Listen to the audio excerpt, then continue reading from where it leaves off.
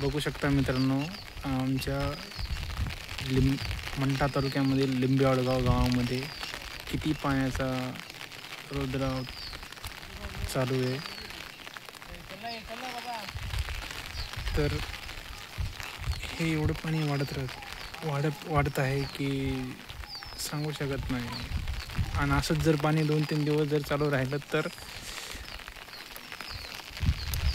गाव 100% पाण्याखाली जायला काहीच टाईम लागणार नाही.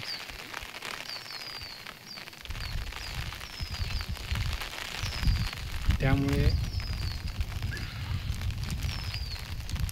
हे गाव जवळच आहे. हे बघा.